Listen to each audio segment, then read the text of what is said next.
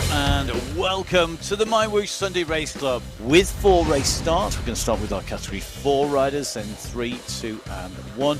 Our riders lined up in yellow, that is our Category 1 riders. In green, our Category 2. In blue, Category 3 and Category 4. Up and over that first climb. Now, Hadlock has not been brought back. She still is out front, and we're seeing 1 or 2 riders just drop off the back of the group. Tico here, who is doing the damage at the front. Ribaldo is in 2, Higuita in 3, Fioroni in 4.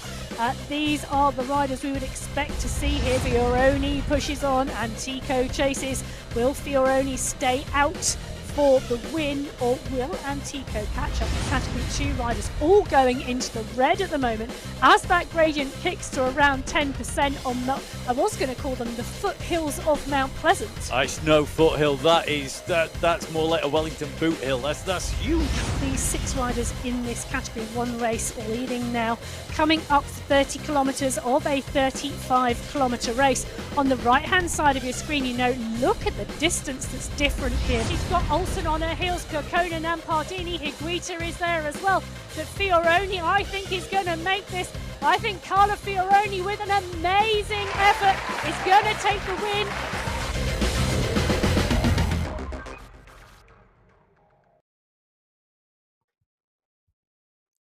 So, good morning, good afternoon, good evening. I'm going to steal Emma's line. Welcome to the MyWhoosh Sunday Race Club. It's the finals. It's the 23rd of April. We're a week earlier than maybe you might be thinking, and that's quite simply because we've got the amazing MyWhoosh Championships coming up next weekend.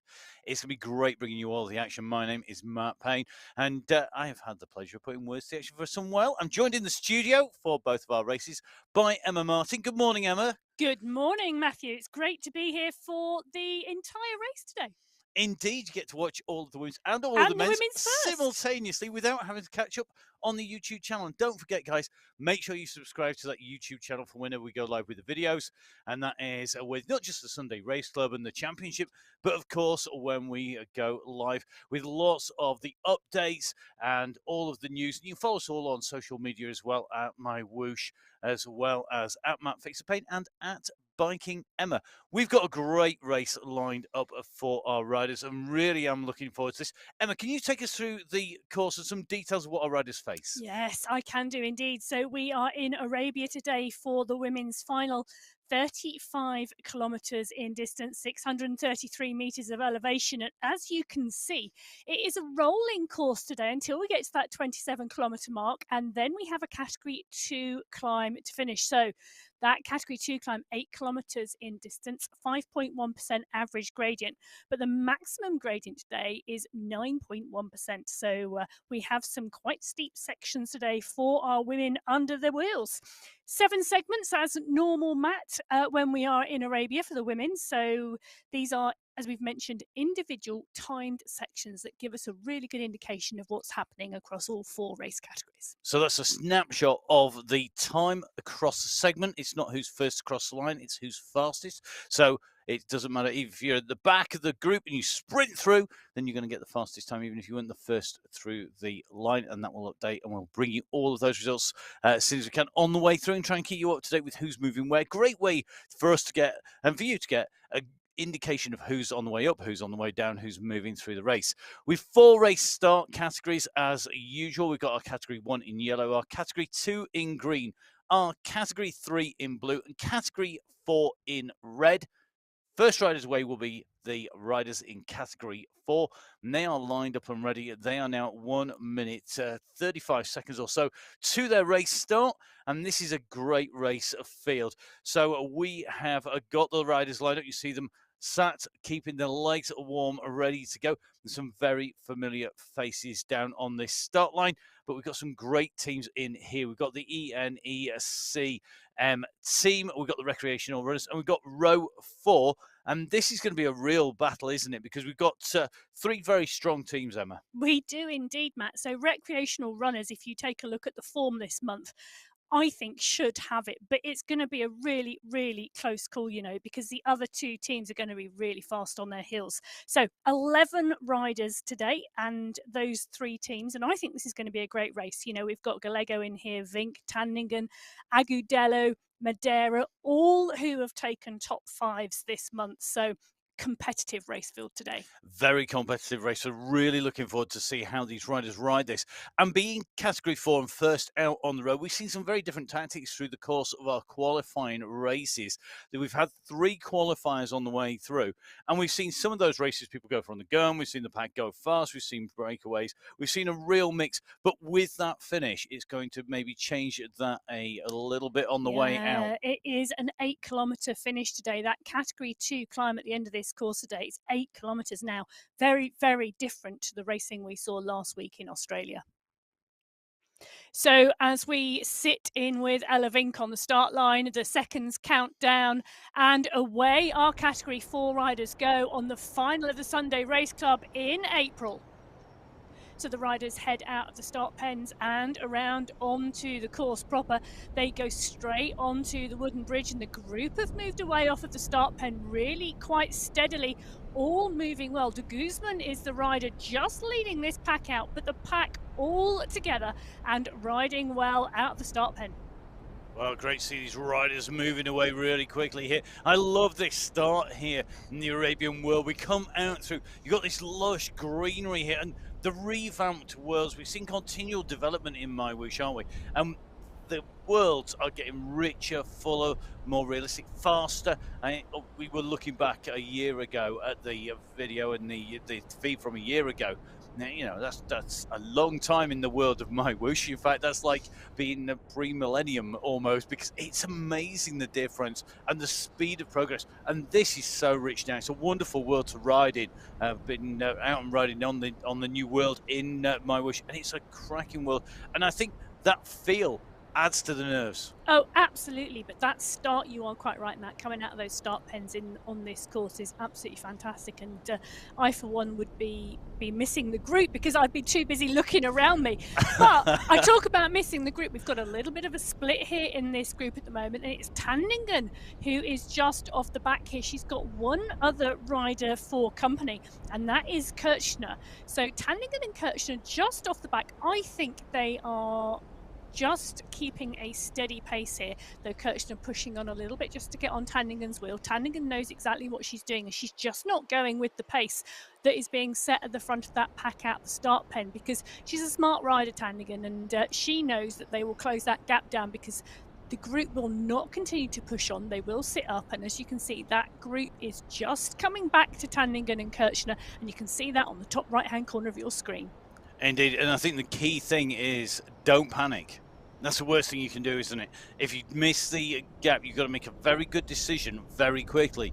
Do you chase and sit at a pace to get yourself back in, or do you relax? Because if you chase and don't get in because you don't make the decision quick enough, or if you panic and you expend a load of energy stressing about it, you're not going to get there, and that is not going to work. So you're going to have wasted a lot of energy in the race. So you can just see the groups coming together. You can see that pursuit of the riders behind. And of course, there is more draft being in a bigger group, as you would find out on the road, on the track, even in a mountain bike or a gravel race as well. And you can just see the draft effect, but just having the riders rotating around, really, really key. So our riders in category 4 are away. Looks like Tanningen straight through and straight onto the front there, and moving away a little bit clear at the front. And we do see this too, don't we? We see these riders move in, take that slipstream, take the draft, come rolling through, and then they know they're back with that group, and they've just got to get that catch right. It's a bit like a team pursuit where you swing off up the top of the track, up the banking, and then you come down, and sometimes you get it right, and you just drop nicely 10 millimeters off the back wheel of the rider in front. I never quite managed 10 mil. I either needed to be 2 meters behind or nearly take them out. Yeah, it is. The technique to not snowball through and over the top of the group is absolutely one that you need to nail and to get right, so that you come onto the back of the group or even into the middle of the group and you don't go shooting out over the front. And as you can see, the riders together on the right of your screen, there were our riders in category 4. We're now into our riders in category 3. Next step up the ladder from category 4 in the blue here, and another fantastic race field with some very strong riders in here. The Furious Females team, the Firehawks team, Team Golden Light, and indeed Pink Speed. Who's your favourites here, Emma? Oh, that is a loaded question because I think this is going to be a team race between Furious Females and Pink Speed. You know, Higuita's taken a second and a fourth. We've got riders like Galeno and Zabala who have also finished in the top five. Antico, Ribaldo, and Barco. It's gonna be tight, but I think Antico, Ribaldo, and Barco, Pink Speed, should be the favourites here today. But we know anything can happen on the We way do. through, and that is what is going to make this very, very interesting indeed. So here we go. We're into our race start countdown. Our riders are ready to go. So let's see who is going to kick off from the gun. Are we going to see anybody having to chase on and make that decision here on the MyWhoosh Sunday Race Club? It is category number 3. Away we go, and we are off. So this is the key moment. Can everybody get away cleanly? It looks like they have.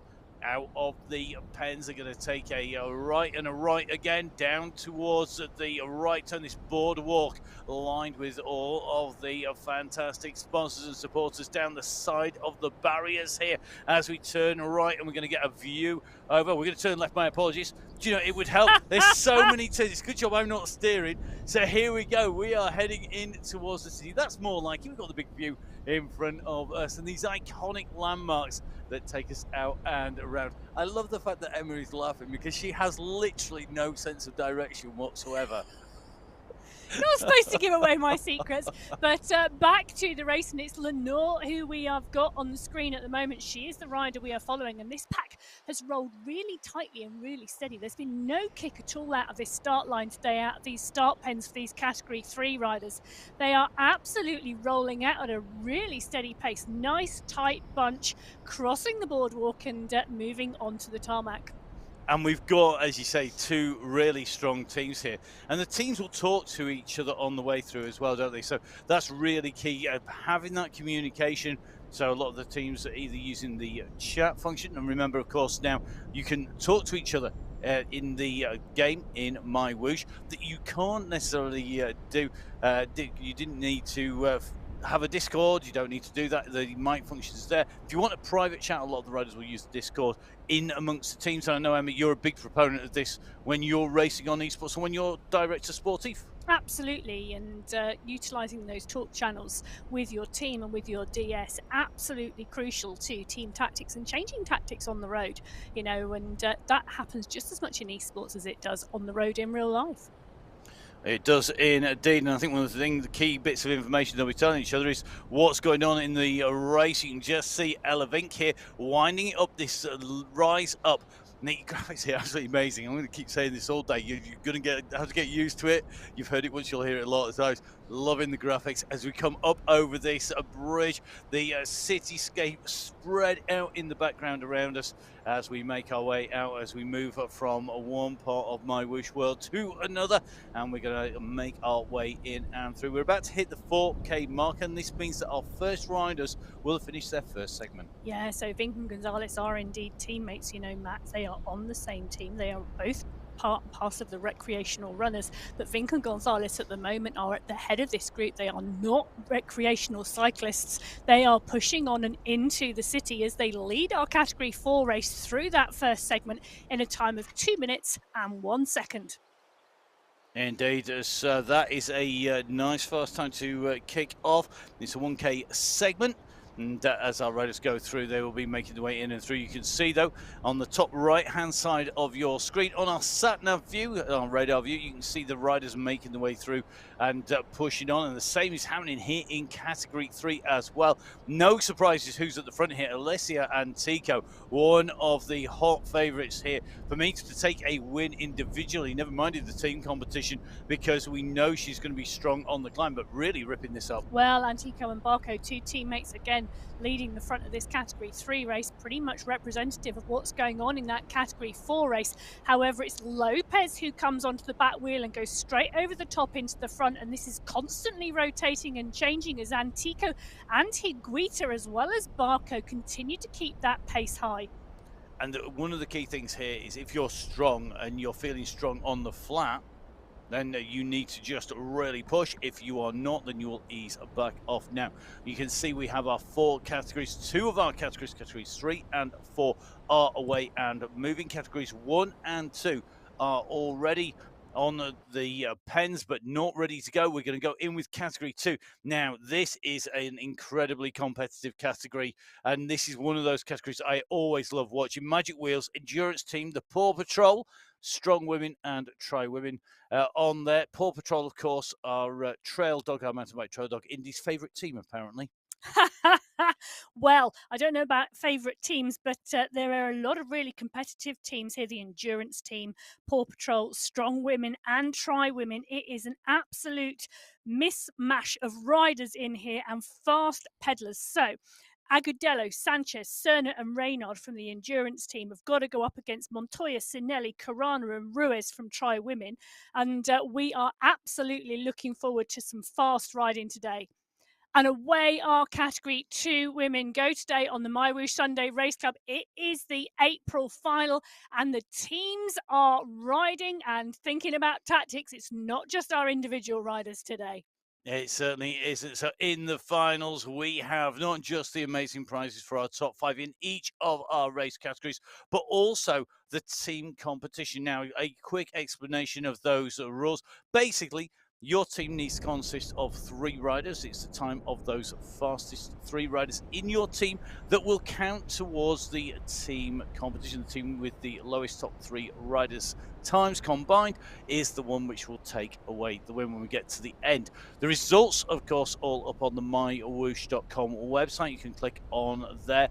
At the moment, they will show as live. That means the race is in progress. They will transfer from live to unofficial when all of our riders have finished the race and the race is closed. Then it will be verified, and the verification is something that happens across all esports. Basically, what we do is we check the riders' performances against a number of metrics, against basically whether it's humanly possible, whether or not that category rider should be able to do that, and also, of course, then matching the data. So some really complicated AI, lots of data matching, checking that the performances from both of our riders' devices actually tied together and show the right amount of discrepancy as well. There's all sorts of really big geeky details that I could geek off on. I'm not going to, because basically that would be giving away all the secrets, and we don't want to do that. But it does mean that when those results are verified, we know that we have a very worthy winner up at the top of the standings. Let's see who that is going to be when we get to the end and all those results verified. In the meantime, here we go, in and through the end of segment number 1 go our category 3 riders.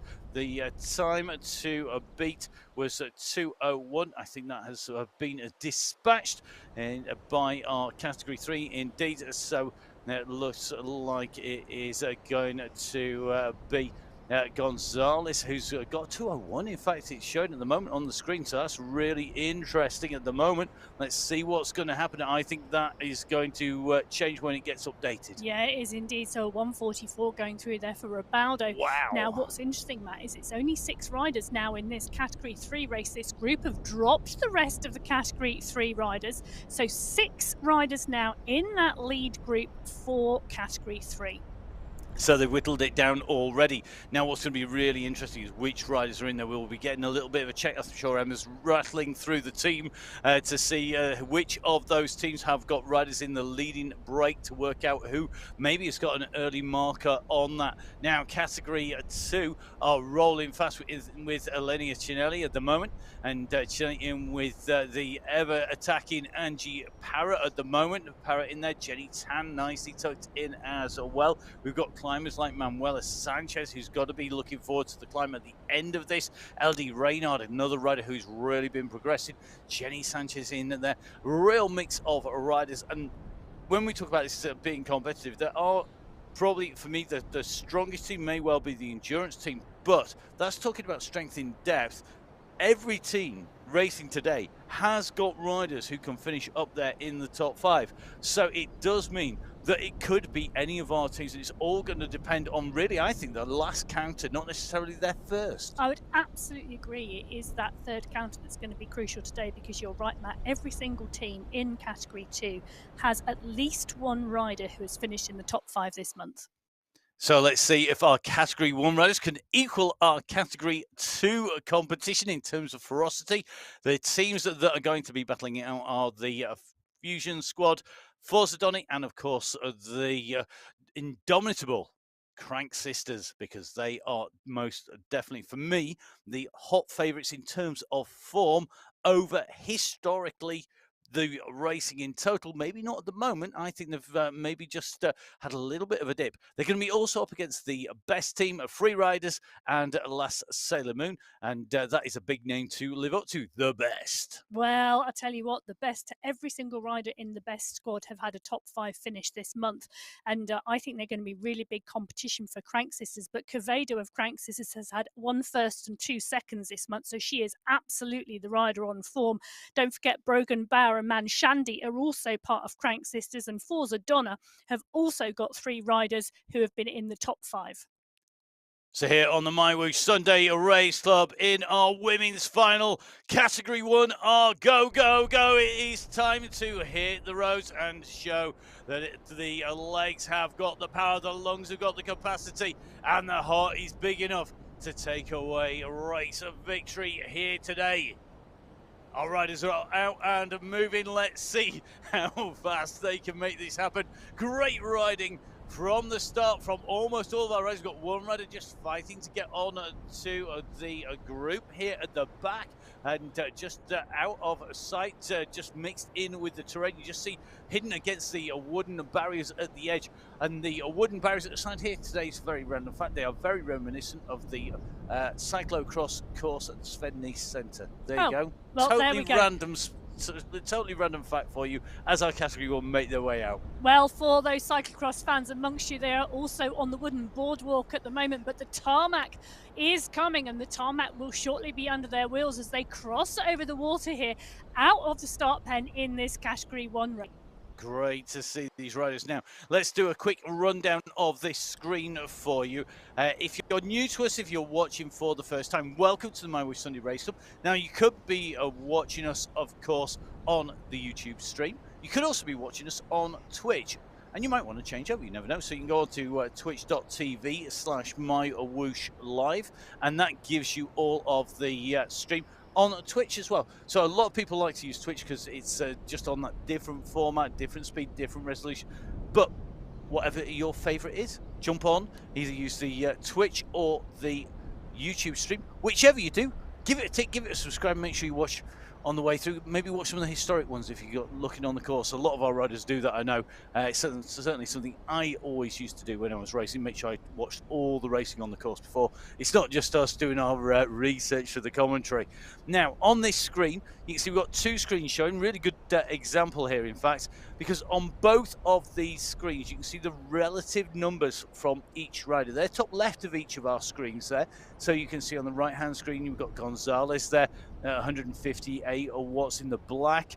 And then on the left-hand side, we're in with Ramirez, and the numbers flicking into green because she's hiding in the draft at the moment. Emma, do you want to take us through a screen here for Ramirez?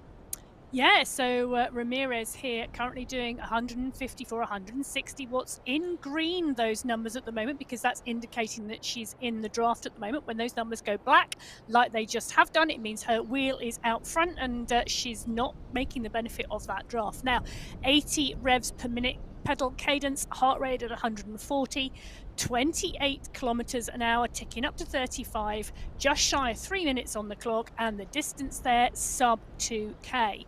Now, on the top right hand corner of your screen, you've got that satellite navigation screen that Matt was talking about earlier, and you can see where the course is going, about to sweep round a huge right hand bend, and the profile of the course coming up for the riders. Now, the riders in this bunch are currently indicated by that small green triangle, giving you a notion of where they are on the course, and that also giving you the information on how far, on that bar at the bottom, how far riders have travelled and how far they have left to race. And indeed, inside that square as well, you can see the numbers on the top of that sat-nav view. That is the numbers in the white and the grey box. That is the gradient. It's currently minus 0.4, 0.2 and ticking down. So basically, those numbers stay in grey if they're hovering around the level or just gradually increasing or gradually decreasing. The steeper they get, they'll go right the way up to red, basically, when it goes in, and that means it's going to hurt a lot. Absolutely, they're going to feel that in their legs as they sweep round this roundabout. This pack just stretching a little bit there, Matt, but now all concertinaing back together again. So also in that top right hand side, you can see the total ascent ticking up. That's currently at 5 meters. That will be up at 633 by the time we get to the finish of the race. Right hand side down the right hand bar on the full right hand side going vertically up and down, you can see that we have our riders. We're in with Ramirez. That is our rider highlighted in purple. You'll notice that around her, the riders are generally have a transparent background to their name, actually translucent technically, as they go through. And then you'll see that it will go to red or yellow. Those are basically as you work your way up. So Ron, I'm just putting up some big power there, just kicking up.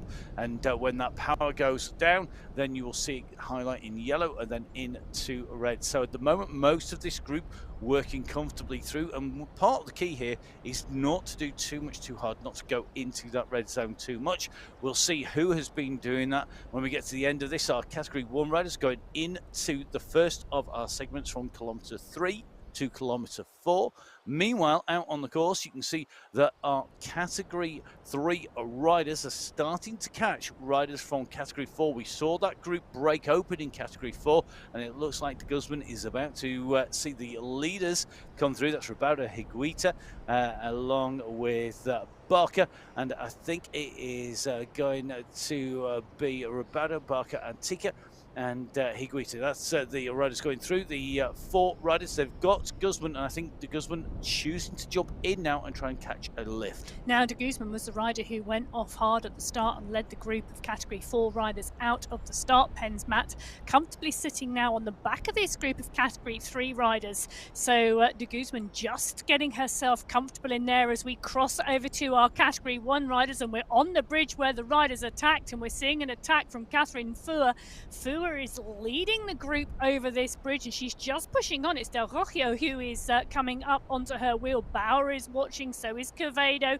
These riders just making sure no one pushes on too far away from the group as that group stretch and cross that bridge. So you can just see these riders, they've got the watts per kilo. So it's the power to weight ratio. So the amount of watts per kilogram of body weight, really key when it goes uphill. But our riders now are going back down again. They've gone up over the top of the bridge. They start to descend down and make the way towards that blue banner. And we're going to get a good indication of these riders that come through. Who is moving the fastest time at the moment on here is the time set by Van der Velden of a 1:43, and I think that is going to be obliterated by our category 1 riders because there was an attack by Fua. Let's take a look and see if that's the case, or was that attack just a little bit too late coming in there to trigger that? We'll be getting those sort of results as soon as they're formulated, but it could well be that maybe that has changed and there is a difference in there. Let's have a look. We're speculating. Well, look at that, Emma. It's very interesting indeed. 1:43 from Van der Velden has stayed at the top of the standings, and the fastest category 1 is nearly a second down. Well, I think that's telling you that our category 1 riders have had quite a steady start out of those start pens today.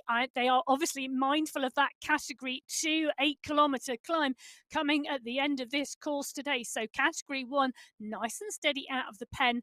Pretty much a similar pace in our category 2 riders. So Van der Velden taking the first segment in a 1:43, followed by Sanchez, Reynard, Tan, Corona, and then in 6th place it's Ramirez, our category 1 rider. Back to category 2, Hadlock for 7th. Then we see category 1 Brogan. Then it is a mix and match. Ruiz, Manshandi, Sinelli, and Fua round out the top 12.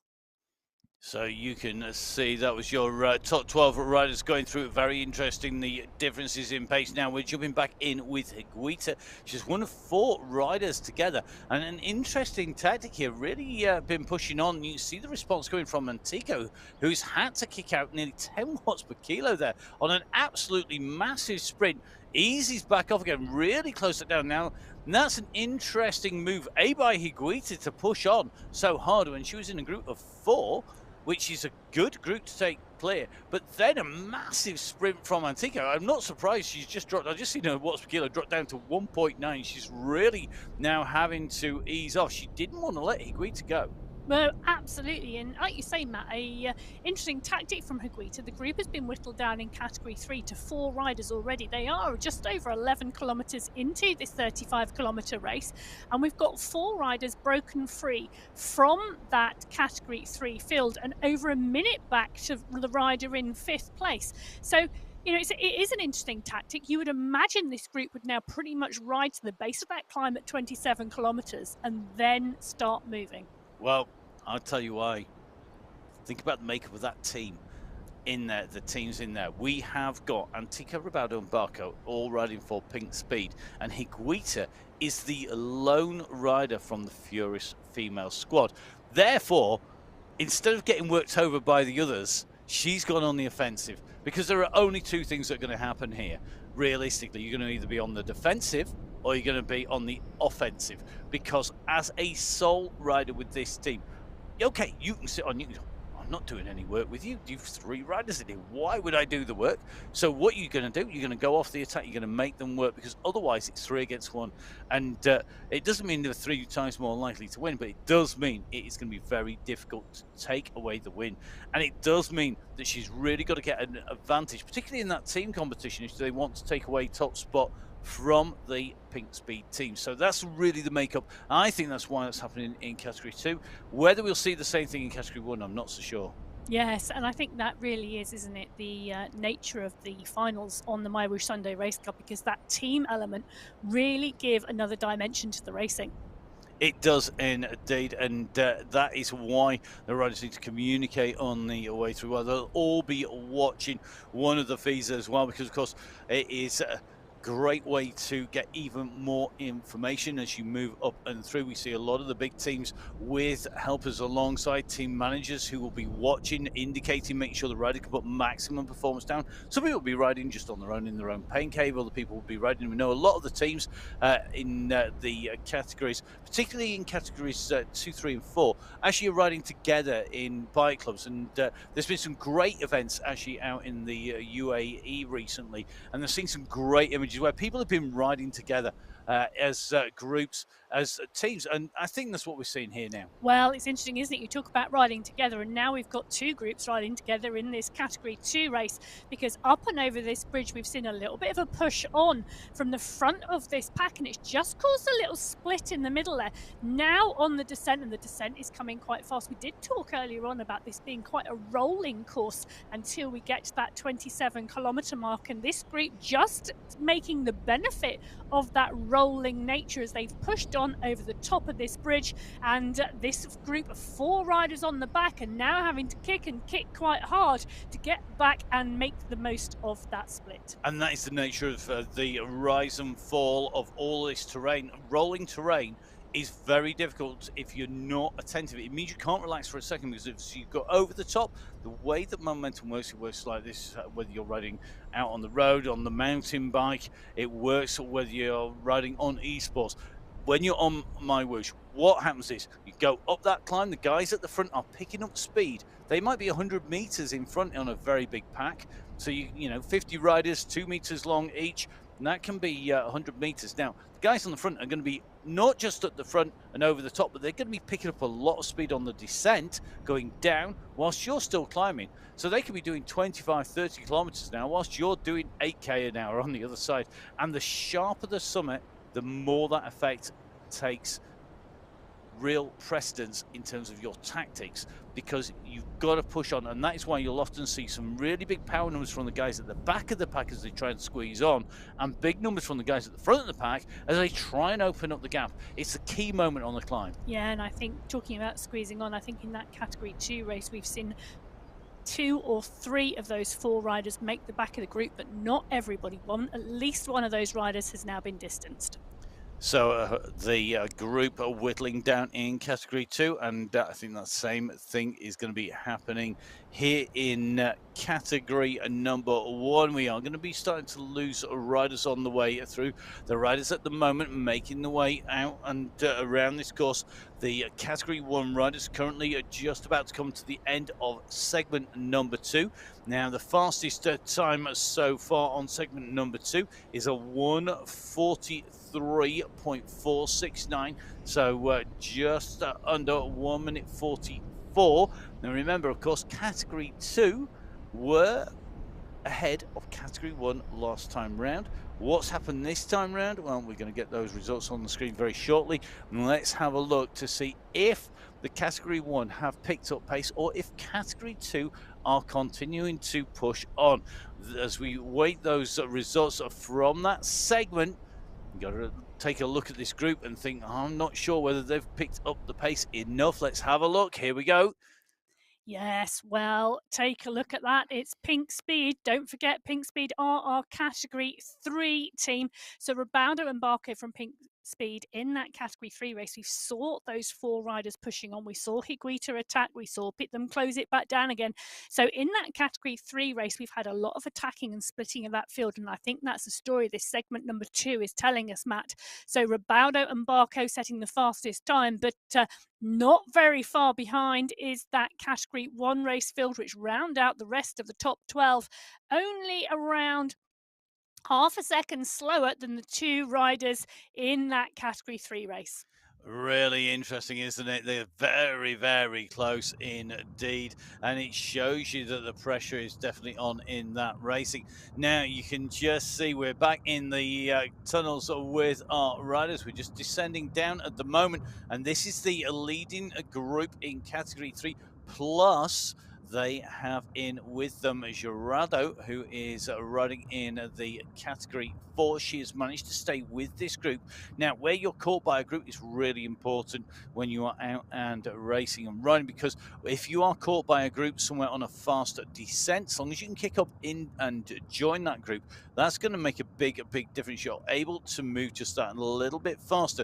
So you can get in, jump in with the group, and then stay with them. And if you can stay with them, like take some shelter, there's no pressure to ride on the front if you're not with them, then that is a great move. But let's have a look. Let's watch Geraldo here. Now, so you can see the pressure is going on the front. Geraldo now not able to stay with the pace. She's not able to make the most of that draft because it's about power and climbing ability now as we go up at 3.2%. Absolutely, and that is a difference between category 4 and category 3. But as you can see in category 1, it's Bauer on the attack here. Bauer leading this group. We're going just slightly uphill at the moment, and this is this rolling section. As we come onto this next bridge, we're now dropping into the descent here as Bauer and the rest of the group of category 1 riders are ticking through this course. So just under 10 kilometres under the wheels of this category 1 group. There's around 20 riders in this leading pack of category 1 riders. As you can see on the right hand side of your screen, we have Vink and Gonzalez. They are our leaders on the road at the moment in that category 4 race at just shy of 17 kilometres under their wheels. So 7 kilometres at the moment separating the leaders on the road and our leaders in this category 1 race today. So it's Vink, it's Agudelo, and it is Gonzalez. These are the 3 riders leading the category 4 race, the 3 leaders on the road at the moment. They are being chased hard by our category 3 leaders, just shy of a kilometre behind them. Category 2 on the top right hand corner of your screen, just over 13 kilometres under their wheels, and 3 kilometres in front of our category 1 pack. So here on the Sunday Race Club, in our finals, all 4 categories underway. You can see the first 2 categories who went off from those pens. It's category 3 and 4, and as you can see, they are pushing on, and we have got a very similar race situation with minimal numbers in the leading groups as they come in and through. At the moment, you can see on the right hand side of your screen our riders in red currently approaching the 17.6 6K marker, 1K in front of the riders in blue on the left-hand side of your screens. But a very similar situation where we have 3 or 4 riders down the road trying to break clear. And talking about trying to break clear, this is the leading group in this Category 1 race field, pushing on still as they go under the banner for segment number 3. So our riders continue to make their way through the segments. Remember, each of these segments timed individually, and it is the time taken to transfer through that segment that will come up on our screens. Segment number 3 is another one.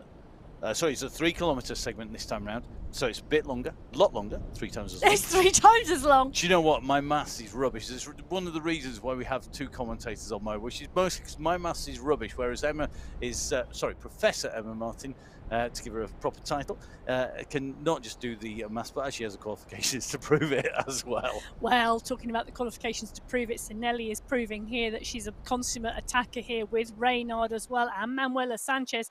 Now, these are riders we see regularly on the attack on the MyWhoosh Sunday Race Club. These Category 2 riders pushing on again on one of these bridges on the course. Now, these bridges seem to be the places riders are attacking, and that's because they are part and parcel of this rolling terrain. So Sinelli, Reynard, Carana, Van der Velden all moving through here and just dropping one of the riders off the back of this Category 2 race field. So the riders approaching 15 kilometers. When they hit that 15K marker, they will know that they are well on the way towards that final climb. But it does get hillier. It's only incremental on the way through. If you cast your minds back to the course profile, you will remember it was pretty much bumpy all the way in and through to the climb. However, there is a climb and a dip. So at about the 21-kilometer marker, you have a rise up, you go across the top of the plateau, then it descends quite a long way and a climb out. This is the point just before the main climb, and it is a key place where we have seen repeated attacks before coming out of the big dip at the base. So these are riders making the way at the moment on a descent. You can see the pace is reasonably high, it's still fairly strung out. They go rolling over the top, and the riders at the moment making the way down in through the tunnels here in Category 2. Yeah, so Category 2 race field at the moment quite different from what we're seeing in Category 3 and Category 4, where we've got small breakaways. This is still a much larger group of riders. So Category 2, 15 kilometers into this race, still a large group of riders with all the riders we would expect to see in here: Reynard, Carana, Tijeros, Hadlock, Manuela Sanchez, all still in here. Sinelli is coming through and Jenny Tan. None of the expected riders in this race field having any problems today. Yep, 14 riders, I think I make it at the end of the last segment. That was segment 3 who came through in this group. And that is a big enough group to motor onwards. Whether it's enough whittling down for the climbers, I'm not so sure. Got to remember, if you are not a pure climber, you've got to try and dispatch them and get some time on them before you come into that final climb. If you're a climber, you just want to stay there and wait to launch your attack on the big climb. But for me, one of the things here, Emma, and it's a big climb. I mean, it's 8 kilometers at the end of this race route, and it's got a lot of ascent. But at 413 meters, it's not the biggest climb we use. It's not the steepest. It's almost a moyen mountain, sort of a medium mountain. Well, it is a Category 2 climb, and that checkered flag is at the top, and the average gradient being at 5.1% with a maximum gradient around 9. It isn't like the climbs we see where there are really steep kickers. We don't have that big steps that we see in some of the other climbs in Arabia. Much more of a constant and steady climb. So it's going to suit some of our riders and not others. The riders who prefer climbs where there's a kick, rest, kick, rest, kick, rest, it's less likely to suit those. It's more likely to suit a rider who can set a constant pace and perhaps time trial off the front of the group.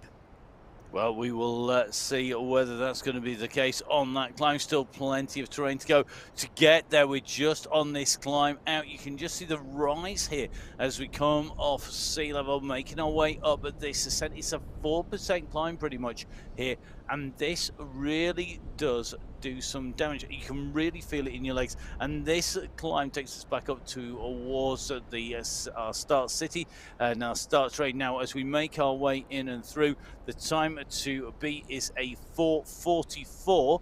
That was a time by Lorenzo Ribaudo. So Ribaudo's time was a 4:44 through this 3K segment.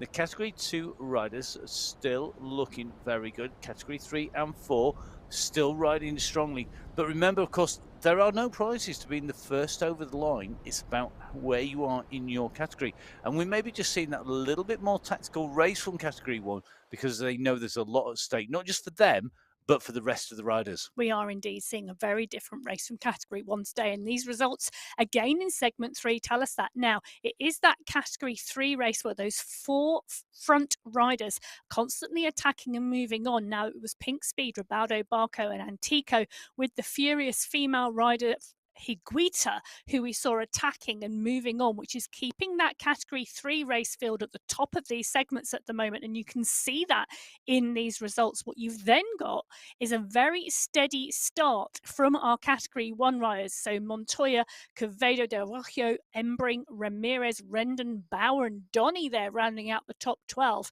But that is telling me that this large group of 20 riders in this Category 1 race are having a much steadier start to their race today than those Category 3 women. So Ribaudo, Barco, Antico and Higuita setting the fastest times through segment number 3.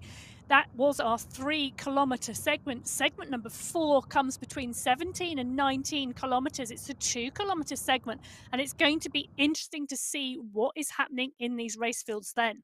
Now, already through that segment on the right-hand corner of your screen is our Category 3 race field. This is Ribaudo, Antico, Barco and Higuita, and it's Higuita who is in a little bit of trouble here as Antico pushes on up this climb. The gradient currently at 5.7% as Antico pushes on with her teammates Barco and Ribaudo. Higuita is now having to respond hard to close the gap and come back onto the wheels of the Pink Speed team.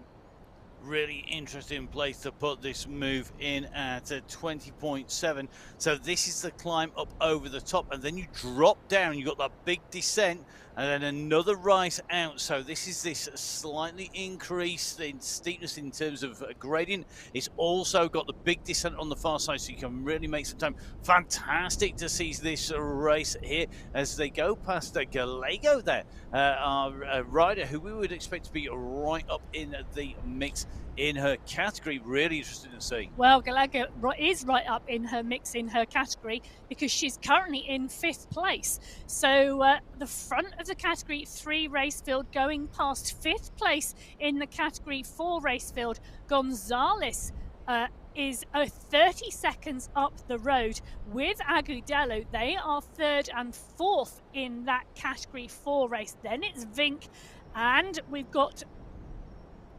our front of the race field. They are now not far away, you know, Matt. I'm just trying to work out the maths quickly. Less than 300 meters now separating Vink, Tandingen, Agudelo and Gonzalez, the front of the race, with Antico, Ribaudo and Higuita, the riders chasing hard from Category 3. So as Antico continues to lead this group on, she's pushing hard, she's pushing really hard, currently kicking out 7 watts per kilo. This is a sprint off the front from Antico. Higuita is the rider trying to chase her down now. That would be because Higuita is not on the same team. Antico, Ribaudo and Barco, all teammates on that Pink Speed team. It's the furious females rider Higuita who has been left out to dry here. She's left out to do all the work and all the chasing here, and it's Antico she's chasing down.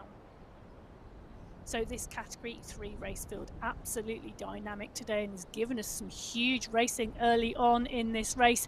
They can see down the road the leaders on the road. That is our Category 4 leaders. We've got 4 riders out front in that Category 4 race at the moment, but very, very shortly they are going to see the front of the Category 3 race field. So our riders are moving well through the race route at the moment. Looking to me like we're going to have a real race on our hands even before we get on to the climb. Really interesting now. Moving across into the leaders on the road, and you can see the four riders here: Vink, Tandigan, Gonzalez, along with Agadella on the descent, sorry, on the way down. So this is on the big descent. So we've done the climb where you've just seen that attacking going on in the chasers behind, then into the descent, and this is picking up speed. We've still got another drop yet as they come down here, and you can see that gradient increasing the speed at 55 kilometers per hour. This is fast, but look at this. Here comes Antico. She's gonna make the catch, and now she can take a little bit of draft. Will she hesitate or will she push on? The chase is coming from Higuita, but she has got the teammate of Antico on her heels in the shape of Ribaudo. So Ribaudo marking her out, and look at that great little move there. Antico's decided to take some rest there to jump in. No watts per kilo, just sitting on with that group, and she's taking a break here. She is breathing hard and gulping in the air at the moment after that attack, but interesting to see her take that break there, because she's made the juncture to the group and she'd put the gap in, and by taking that deep breath and breathing in that fresh air, she's allowed the group to come up onto the back of that category 4 group.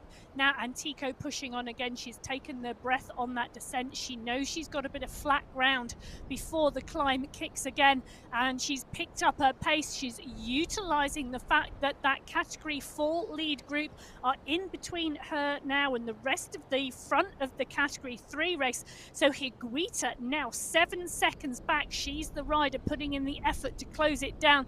Ribaudo literally just sitting on her wheel and watching.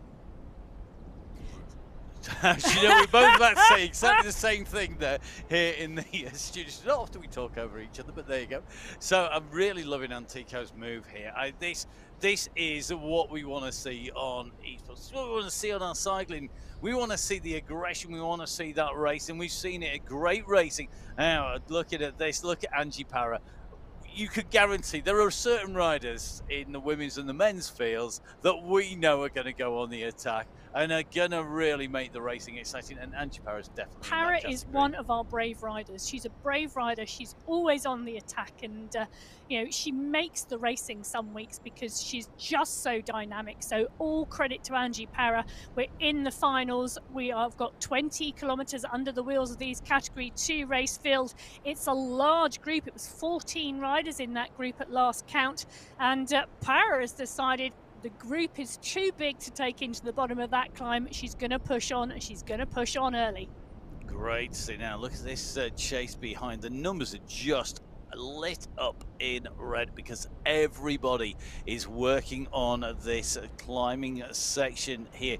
They're trying to get the most out of the terrain.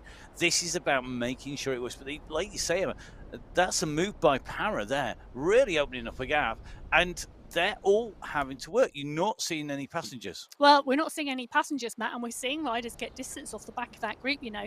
So Parra is pushing on. We're then seeing the grouping containing Reynard and Hermassen and Sinelli and Olsen. Jenny Sanchez is there as well, pushing onto the back of Sinelli's wheel. But we've got a couple of riders who are off the back of that group now and in trouble. You wouldn't want to be dropped at this stage because we're coming up to the top. And remember, as we go over the top and into that descent, the front of that group is going to open up. Their gaps have definitely opened. You can see that. And there's a category 2 there on the right-hand side of your screen. Category 1 just coming up onto the main screen here. They've just gone through that 19-kilometer marker. So that's the end of the 2-kilometer segment number 4, and that's segment number 4, timing those riders through. We're just waiting for the update, but I can't imagine that they're going to trouble the top of the leaderboard through there as they come in and through. So, oh, now I'm going to have to eat my words. You are indeed, because Bauer leads our category 1 pack through here, but I have to say, it's not a fast pace. This is segment number 4. It is 2 kilometers, 3 minutes, 29 seconds. Bauer, Rocky, Rendon, Montoya, Brogan, Ramirez, Gonzalez, Rua, Ortiz, Embring, Donny, Estrada, Cavajal in there as well. But if I scroll back, Matt, down those results, we've got 18 riders in this lead group of this Category 1 race field. But there is only 5 seconds separating them and Category 2. So whilst they are at the top of the leaderboard for segment number 4 in terms of setting the fastest time through that 2 kilometer segment, the gaps are not huge at all. In fact, only 6 seconds back to Category 3 and 10 seconds back to Category 4. So this is still a very steady start. I'm looking at those numbers off this Category 1 pack. You know, average watts per kilo, 3.2, 3, 2.9, 2.8. Brogan's heart rate, 134. Now, we know that is a really, really steady state and steady start for this Category 1 pack. It is indeed. Now, this is very, very different to some of the racing we've seen earlier on in the qualifiers, and this is the dynamic because we've got the team competition and we have our riders knowing that they're not just racing for themselves, where they maybe might make a different call, a different judgment call. They're racing for their teammates. Going to be really interesting to see what happens when we move to our championships, because I think, are going to see something far more akin to the riders like Antigua Higuita Ribaudo battle in there, because we have got prizes for individual segments, in terms of sprints, in terms of Queen of the Mountains. You've got the categories of under 23 and our masters categories in the championship. So I think the championship is going to be a very different style of racing, because every single segment, category, climb, finish line is going to count, and it's going to have money on it. Yeah, and I think we're going to see some riders decide that they're going to go for the sprints, and that will be their target for the championships. And we may not see them, you know, compete for the top 5 over the finish line at the end, but they are picking up the sprint categories along the way. And that's going to be really, really interesting, because for some riders, and this is where esports differs, you can win a sprint category but not be anywhere near the front of the race field. So how the sprint's going to work on the championship is going to be each sprint segment is 300 meters. 300 meters. So as you go through there, it's the fastest rider through that time.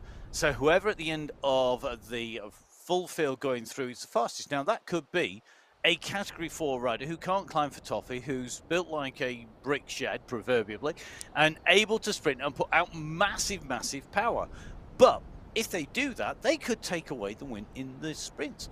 And what you're going to find is that that's going to be really interesting how these riders are. Other riders we know are all-rounders and are going to be looking to take away top prizes in everything. One of those is a rider on your screens. That's Jojo Bauer, who is pushing over the top here, trying to open up the gaps. Yeah, and I'm really looking forward. I'm hoping that Jojo Bauer has indeed entered the MyWhoosh Championships, because I am really looking forward to seeing her over the course of riding an 8-day stage race with that 1 day's rest in the middle. And there are some of the other riders in here as well that I think are going to be absolute stars of the MyWhoosh Championship. But Bauer here is the rider pushing on. Bauer has decided now is the time to put a gap in, because 18 riders in this leading group in this category 1 race is too many. So Bauer is the rider taking up the mantle now in this MyWhoosh Sunday Race Club final in April. She's pushing on here and she's getting a gap. So as Bauer pushes on, she goes under the banner there, indicating the start of segment number 5. It's a 2.5 kilometer segment, but it's through rolling terrain, because we are just about to drop into the descent, and that descent is going to be led through by Bauer here, but nobody really responding from the group at the moment. We've got Bjarhead, Marin, Embring, Fua, Brogan, Ortiz all sat in this group. No one is doing the chasing at the moment. So really interesting to see. We've got the riders in category 1 making their way into this big descent immediately prior to the climb. Antico, though, well on to the climb at 27.5k. The official climb start at 27 here on the Hiebelhace. It's actually the longest climb that we have on MyWhoosh in the Arabian world. It's a 15k climb in its entirety. We use the early slopes for the first 8k of this, so just over half of the climb used for the ascent at the finish of the racing today.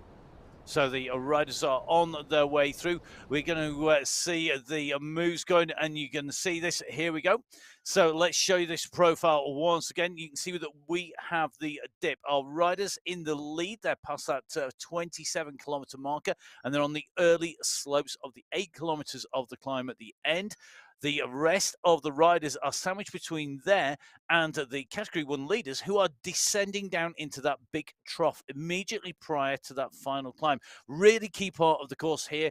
If you want to be in contention on the climb, you're going to need to be somewhere close to the leaders coming out of that trough and dip that sits in there. So let's see who's going to do that. Remember, we're going to be able to rely on our markers coming through. The segment immediately prior to the start of the climb is segment 6, a 1k segment. Our last segment, 28 to 33 kilometers. Yeah, so that final segment today finishes 2 kilometers before the finish line. So it will give us an indication of what is happening in the race. But currently what's happening in the race is Catherine Furr is the rider who's covering Bauer's move. Now that would be a great 2-up leaders group to the finish. Bauer and Furr, both absolutely class riders in this race, and Furr comes up to Bauer's wheel, goes over the top, Bauer jumps on. Can Furr and Bauer continue to push? Embring is the rider covering the front of the pack behind, and there is not a lot of chasing going on at the moment. So Bauer and Furr, looking like if they take the mantle here, could actually ride away from the rest of the riders in this Category 1 race field today. Well, we know Catherine Furr has the pedigree. We know she's got the pace and the speed, and this is a really important run out for our riders prior to those championships. We're going to talk about them quite a lot all through today's shows, both the women's and the men's race, quite simply because it does have a bearing on how you ride now. This is before the MyWhoosh Championships. We're going to then have the championships, and we will then have after the championships. And that racing is such a big thing. It will affect riders. Not all the riders will take part in the championships. Some will have that riding in their legs. Some will have those 7 stages of competition over 8 days actually in their legs. Now, so that will make some riders go faster. That will make some riders go slower. But it also affects these riders now. Who is going to be pushing on? Look at this. We are seeing an amazing ride here. Alessia Antico, you saw her attacking. You saw Higuita chasing. And that is reflected in those times. They are the 2 riders who are mixing it up. Now, Fua attacked towards the end of that segment, and you can see as she came across, she closed the gap down on Jojo Bauer. So Bauer was holding time. You can see the times in there, though, everybody relatively close from Higuita down. It's Antico and Fua, the 2 instigators of the action, who have got the faster time. What's going to be very interesting to see whether that is still the case when we get to the top of the climbs. We know Antico can climb. We know Higuita can climb. We know that Fua is an absolute master of measuring her pace and doing exactly what's needed. Really looking forward to seeing what happens in the final parts of this race. Yeah, well, in the front of this race at the moment is Alessia Antico is on the climb, and she is riding away from Ribaldo. Now, Antico has 20 seconds on Ribaldo. Ribaldo and Higuita, the 2 riders doing the chasing there, both of them locked together in 2nd and 3rd position at the moment. Now, Gonzalez and Agudelo here are our leaders in that Category 4 race. They are just on the heels of 2nd and 3rd, or yeah, 2nd. I had to do a double check there because the results on the right-hand side of the screen constantly changing as those riders rotate places in that small mixed group of Category 3 and Category 4. Now, Gonzalez and Agudelo are the riders in 1 and 2 in that Category 4 race field. Just sat behind these two who you can see on your screen here, Higuito and Barco, who are 3 and 4 in the Category 3 race field. Cool, that was one to get my teeth around. Great to see this action, and it's brilliant. This fast moving, really quick changing racing is fantastic to see.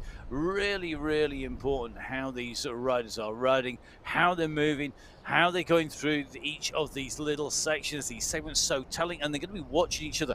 This is absolutely brilliant here in Category 2. Look at the size of the group. I mean, we are on the main slopes here. And they are absolutely moving. 10 riders all together on this climb. Reynard are tucked in. That's the rider we're watching, but you can see that the way that we're seeing flashes up of very brief bits of red coming on from different riders. Those are the riders who are having to push and go maybe over what is more normal for them. They are starting to pick up the pace though, because you can just see the stretches coming on here. It then reforms. So early skirmishes, nobody making a decisive move at the moment. But will we see a proper full-on attack? It's early. It's a long, long climb. Remember, we finished the race at 35 kilometers. This climb has an ascent of 413 meters vertically. That is a big climb. Yes, out in the UAE, a fantastic destination. It's a real extreme sports venue. Got zip lines, you've got some fantastic ventures to be had out there. Question is, who's going to be adventuring today? Who's going to be out there being the brave one? Well, two brave riders on your screen in terms of Bauer and Co there. And at the moment, that is the lead in Category 1. This is the chasing pack. We're going to get a good indication of whether they are closing down as they come through that segment. Yeah, so it is indeed Fua and Bauer, those two riders who'd gone on the attack on the Category 1 race field, setting the fastest time through that segment. So segment number 6, a 1 kilometre segment, and take a look at that. Fua goes through in a 1:34 on her wheels. It's Ribaldo from Category 3 who goes through in 3rd place, 2.5 seconds back, and then 5 seconds back from Fua's time. It is the rest of that Category 1 race field pack, led through by Ortiz, Geraldo, Brogan, who we have not seen very much of today, Estrada, Menshandi, Quevedo, Ren, Carvajal, rounding out that as well.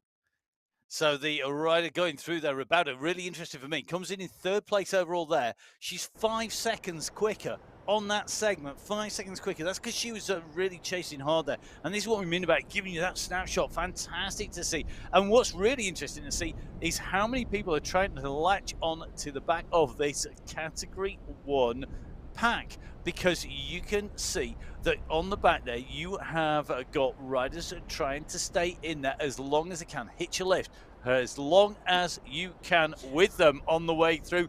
Not easy to do though. Well, it's not going to be, because they've got literally 100 meters until they hit the bottom of this Category 2 climb.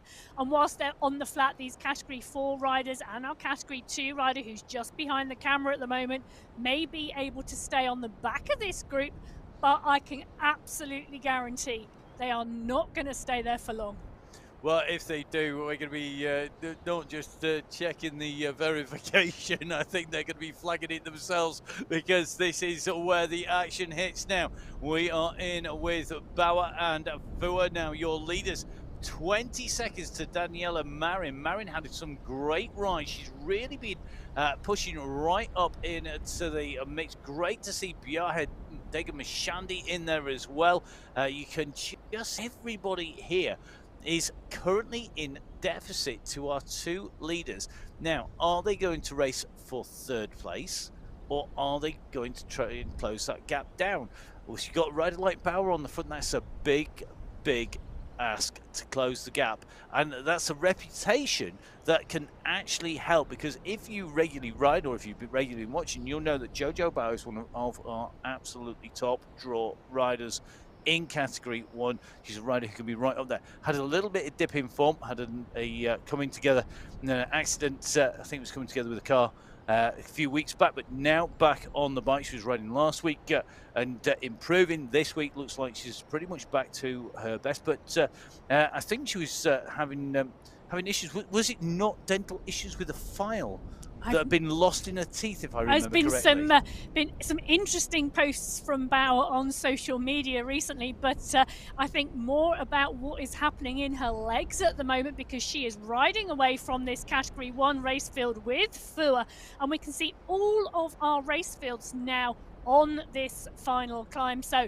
the checkered flag coming at the top of this Category 2 climb today, 8 kilometers in total distance with an average gradient of 5.1%. We've got all 4 race fields now on this final climb. And this is our Category 1 pack, but they are not the leaders in this Category 1 race. Bauer and Fua are our 2-woman breakaway, much further down the road and now out of sight of this pack. Absolutely great riding here now. We're just taking a look up at Bauer here with Fua. Fua, we know, is the class act. I mean, World Championship top, 7th in the World Championships from memory. You don't get to be able to do that without being an absolutely 100% top flight athlete. We know Fua can do it when she wants to. But what does she want to do? I think for me, Catherine Fua, she's got a game plan. It's like she's got a coach tells her, you've got to ride at 141 to 143 beats per minute, and she sits at 142 beats per minute, or whatever it was, at any given time. And that, for me, I mean, it's great. I mean, I hate training. I love racing. I hate training. You look at Fua, she's so dedicated, so disciplined, but she's up against Bauer, who we know is absolutely class. And these two should have a decent battle, I think, on the slopes. Category 1, climbing on the top left-hand side of your screen. Category 4 on the bottom right-hand side of your screen. The leader on the road, though, on the bottom left-hand side, Alicia Antica for Category 3. And sandwiched in between, of course, we have Category 2, which is the biggest pack on the road pretty much at the moment that is in the lead. Certainly it's the biggest pack. I'm going to be very interested to see when that starts to break properly, i.e. we get 1 or 2 riders in the dribs and drabs like dot to dot rather than a big blob. Wow, look at this, Bauer and Fua together. Emma, what would be your tactics? You are not Jojo. You're not letting you be Jojo Bauer. You are. Let's start off with Fua. You're Fua first of all. How do you take the victory from a rider like Bauer? Well, it is really interesting, isn't it? These 2 riders now with 30 seconds back to the group, so they are stretching out that lead. I would love to see these 2 riders stay clear of the pack, and it would be really great if they could do that. They are not teammates. They're on 2 different teams. So Fua is on the Fusion squad. Bauer, of course, Crank sisters. So if these 2 riders could stay clear and it just become a fight to the finish between them, if I was Fua, I think I would be letting Bauer do all the work, and I think I would be just sitting on her wheel. Okay, interesting, because at the moment Fua is just in front of Bauer. I know. Okay, you're Jojo Bauer. What should you do? What's the difference? Well, I think, well, there's a good question, isn't it? We've seen Bauer go off and do a lone win, and I think that will be Bauer's tactic again today. So I think for Fua, it's a case of just cover every move and see what you can do in the last kilometre. But who knows what will happen today and whose legs are feeling strongest. But I am absolutely looking forward to that match. Well, let's see. I was just sat on the fence on tactics pretty much for the last couple of minutes. Now, I'm going to tell you what I would do if I was in the group behind, because I think I would not focus on the 2 in front whatsoever. If they come, they come. You've got to do your own ride. This climb is so long. I mean, we're still talking, these guys are 6K from the summit. So they're basically a quarter of the way up this climb. Until you get into the last third to a quarter, you want to be trying to ride your own pace here and not have to respond unless you are a pure climber. Well, let's be realistic, Matt. Fua and Bauer have got 6 teammates between them in this pack. Who is going to chase? Because they are going to be marked down, and the teammates are going to go on the front and bring the pace back. And got to remember, team game wise, in terms of tactics, this is guaranteeing them the 2 team spots. One or if you put your Exactly. 2 good riders up the road, if they get a minute up the road, your team has suddenly got a minute head start on anybody else in terms of the standings. And if that's both of your teams, you're guaranteed first or second team. Well, let's just Amazing. confirm for our viewers that the team prize is done on the total of time of the first 3 riders. Exactly. So if your first one gets a minute head start on everybody else, that means you've got a minute in the bank. Absolutely. That is fabulous team tactics. That's all I can say. And let's just not forget, you of course can sit in that group and do no work. You don't have to shove your nose into the wind 1 iota. In fact, all you need to do is go annoy everybody else around you and mark them down and tell them you're doing it on the chat. I'll tell you who at the moment in this category 2 race is annoying everyone else, and that's Manuela Sanchez, because Manuela Sanchez has attacked on this climb and she's now 13 seconds clear of the rest of that category 2 race field. Karana van der Velden, Sinelli, Tejeros, Hermassen. The group is huge behind, but it's Manuela Sanchez who is now clear of that pack. And we've seen Manuela Sanchez so many times, a big climb like this. We flagged it at the start. Big climbs.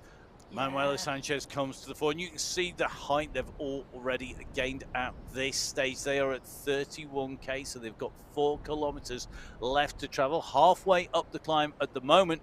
And Sanchez again in the lead. 16 seconds now. Well, it's really interesting. Last week we were talking about Manuela and Jenny Sanchez because the 2 riders, very different abilities. Both Sanchez is racing in this category 2 race, and we saw Jenny Sanchez take 2nd place last week. Now, last week's course in Australia, Wollongong, shorter, sharper, steeper climbs. Manuela Sanchez always strong on a longer, more steady state climb. Yeah, and I think that is being proven correct today. Don't forget, you can jump back and watch all of the footage. Don't forget, that's not just on YouTube, but also on Twitch TV as well. And we are now watching what could be the critical move. Bauer has started to wind it up. She saw she had a gap. I've just seen 5 watts per kilo come out of Jojo Bauer there.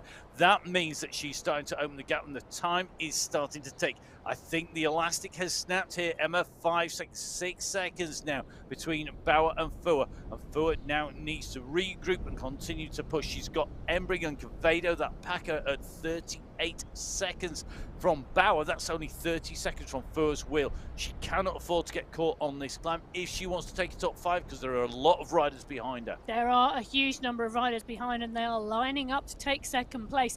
But Fua pushing on and keeping that pace steady, and that, I think, is going to be Fua's tactic now. Let's keep that steady pace. Let's keep that gap. She's going to need to keep an eye on the screen and see what watts per kilo the riders are pushing out behind her, because she needs to keep that gap.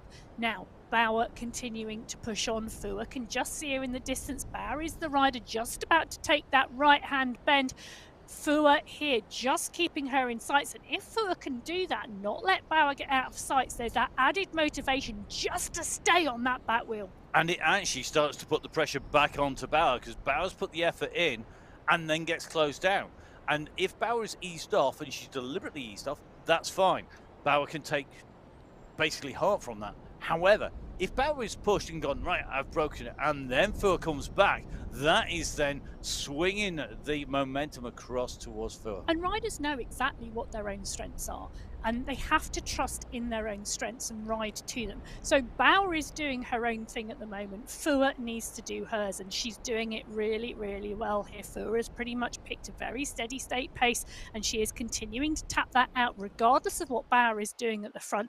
And I am absolutely willing Fua on here. Well, I think she's doing an amazing job holding Bauer at this stage. Behind her, though, and you can see they're on this same straight. This is the pack. The right-hand turn that the pack on the right-hand side of your screen can see is the turn that Fua and co are on, and the pressure is on. The group is breaking up on the right-hand side of your screen here. It's split into at least 2, if not 3 groups here. They are starting to wind up here. They're approaching that 31-kilometer marker, and we are now starting to see the stretch. It looks to me like Marin has gone off the front here. It is. It's Marin who's opened the gap, but she's quickly marked down. So Marin has been pulled back by Covado, the rider that we know she's got a phenomenal sprint on her. You wouldn't want to take it into a sprint, but will she be able to use that at the end? She's got to be in contention, and they are closing down the gap on Fua. That was 30 seconds. It's now at 14. Well, let's not forget Covado is Bauer's teammate. So Covado is marking anybody who attacks. Covado been on absolute storming form this month with the first and 2 seconds. So I'm not surprised she's the one marking any attacks. So Marin is the rider trying to pull this group up to catch Fua and Bauer. She's being marked by Bauer and Fua's teammates, and everybody doing their roles today. Yeah, Marin with Arias, with Rondon and Estrada on her team. She's going to be playing the team role, trying to get up as close as she can. Bauer on the left-hand side of your screen, continuing to kick off and continuing to push as you've got Fua in no man's land in the middle between the leading pack and the leader on the road in Category 1. This Category 1 race fielder is really pushing here, and those gaps are starting to come down. They're getting closer to the top 20 on the road overall. The very front of the race route, I think, is going to be Antico on the right-hand side of your screen. She's approaching 34 kilometers. She's got a gap on her teammate Rebaudo as they came through the last segment on the course. Now, she was going incredibly quick. Antico went through the last segment, wait for this, in 34 seconds quicker on the segment alone, because Antico can climb. We've seen this time and time again. The moment that the road goes skywards, Antico seems to find an extra level. She opens up the nitrox and just goes. Well, it is Alessia Antico in 1 on the road today. She's in 1 in first place in this Category 3 race. She's 36 seconds clear of Rebaudo in 2, over a minute clear of Higuita in 3. So the 1, 2, 3 in this Category 3 race. And it's less than a kilometre now to go for Antico, who is leading this race at the moment. So Higuita is the rider from the team of the Furious Females, trying to get herself back up in and put as much time in for her team. Meanwhile, look at this. Well, the gaps have come down. You can see the pack coming behind her on that sweeping bend. Behind Bauer, you've got the rider, that's Catherine Fua from Switzerland, with the white helmet and white gloves that are just coming out from the shadows now. You can see behind her the pack are coming, and Bauer knows that she could be in trouble here. She put in an early attack. There is still lots of distance to go. With 2.5 kilometers to go to the finish, this pack working together are making the most of this. They are absolutely motoring. I mean, they're doing 30 kilometers an hour on average at the moment up here. That is draft to be hard. Well, let's not forget, Matt, this group have taken it very, very easy for the first 40 minutes of this race, and it took them to the bottom of the climb with pretty much fresh legs and enabled them to push on and climb hard. Now Bauer has attacked, Fua went with her. This group now coming up onto Fua's back wheel. Bauer is only 10 seconds down the road, so this is lighting itself up for a fantastic final few kilometers in this Category 1 women's race today. And now Fua needs to get in with this. She's the rider at the front of that arrowhead. She moves into P2 now, into position 3. She's dropping through the group. She needs to stabilize, which she does, and starts to respond. So it looks to me like at the moment Fua is sitting in about 5th wheel. But look at this. I think that is going to be Ramirez, who's pushing on to try and close the gap again. Really pushing on. You can just see Arias doing exactly the same here. Everybody's realized that they've got one rider in front. There's only one rider going to take away the prize in front of them, and this is where it is key. And I think this will make for some really interesting reading as we go through the end of segment 7. That's our blue banner in front of our riders, because we've seen riders go on the attack, on the offensive, and then get closed down. At the moment, it's Bauer with the lead. Who is going to take this out at the top? Will they have the fastest time? They should do. This Category 1 race has really come alive on these slopes, and I think we're going to see an incredibly quick time up here. Now, who is going to take it away? Will it be Bauer with the fastest time through those splits, or will she be struggling? Well, we're going to get those results compiled and get them on your screens immediately. Here we go. So look at that. It is all Category 1 riders down there, and at the bottom of the pile are Bauer and Fua because they got close right down on that climb. And look at the pack. 10 riders chasing the two have come steaming through there. And this shows you that Bauer and Fua attacked the bottom of that climb. And now this segment has come in after 1 kilometre already.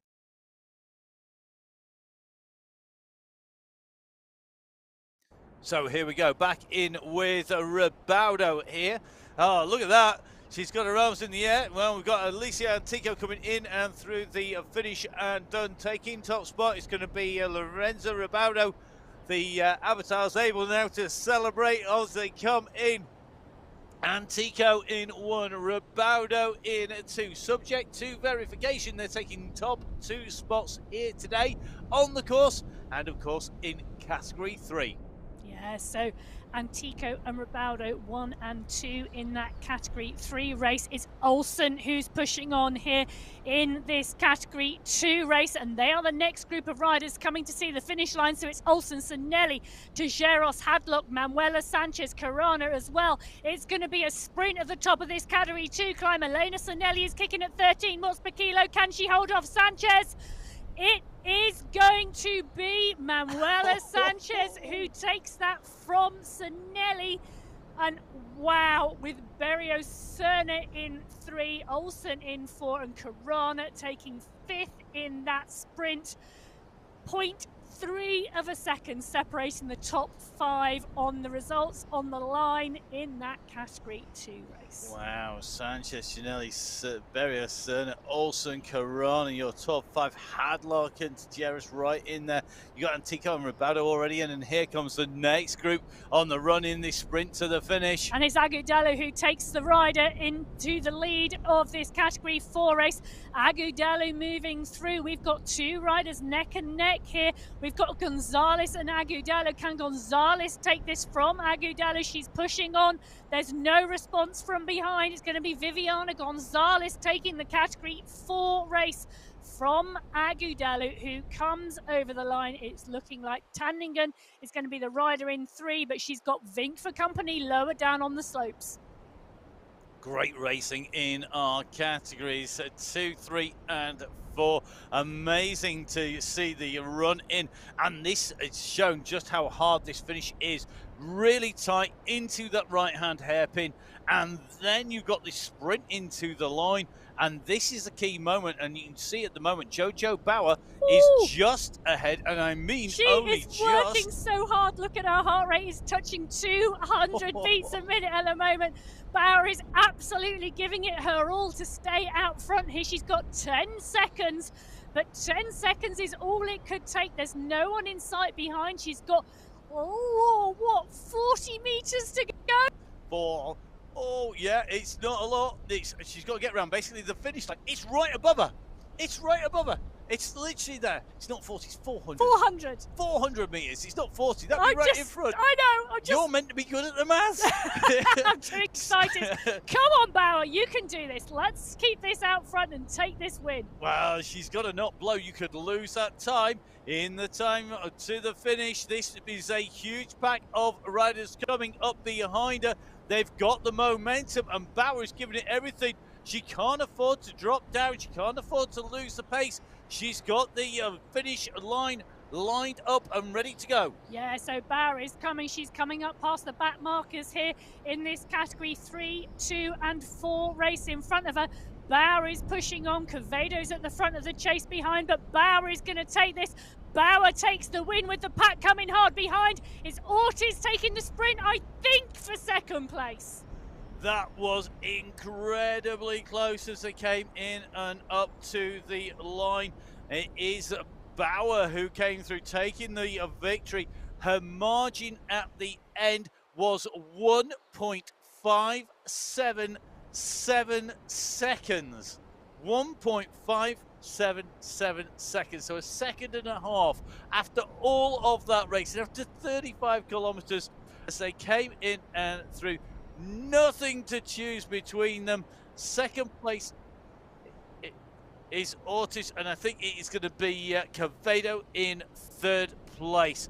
So Let's give you the results on our screens that we've got in front of us here. We've got Bauer in 1, we've got Ortiz in 2, Quevedo in 3, we've got Ramirez in 4, Danielle Marin in 5, we've got Arias in 6, Del Rocchio in 7, Carvajal in 8, Brogan in 9, and Estrada in 10. Well, and I will give you the teams that are currently live at the moment, because currently live, the team results is the Crank Sisters taking it from Forza Donna by less than half a second.